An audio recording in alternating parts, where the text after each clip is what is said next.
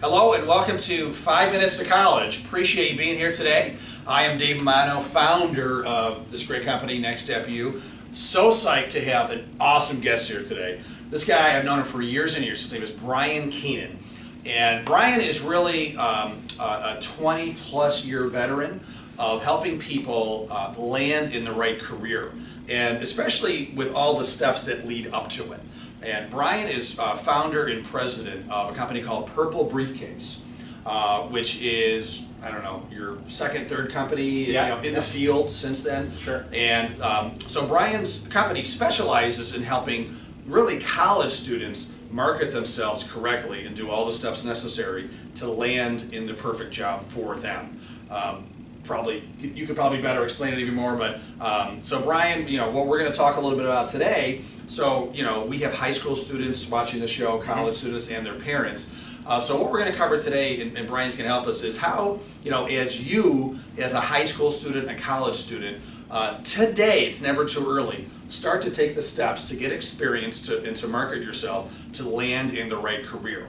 So Brian, thanks for coming. Than's for having me. Really this is great. I'm appreciate it. really excited. This is going to be a great day. Yeah, thank you very much. So, hey Brian, I am a high school student, and I'm only 16, I don't have to start thinking about a career yet, right? Yeah.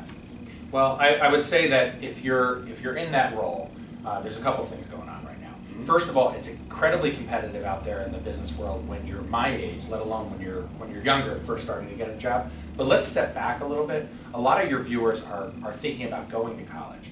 And as you know, nowadays college can cost $20, $30, $40, $50,000 a year. These are large investments. Yep. And in just the last couple of years, college has become a lot about what type of job you're going to get when you get out. So frequently when you're 16, 15, 17, starting to maybe not make your final decision on what you want to do, but starting to put your feelers in those markets is very important. So you pick potentially the right major, or in many cases the right school. Some schools are known for certain aspects of of careers and not for others. But let's jump back, because you asked me a question about how can they start to distance themselves. And I would say at 15 or 16, it's not too early to start looking at getting jobs that are potentially resume builders. And you might laugh at that. When you were 15 or 16, what were you, a waiter or Paper boy, wash cars. I did all those types of jobs. Yeah.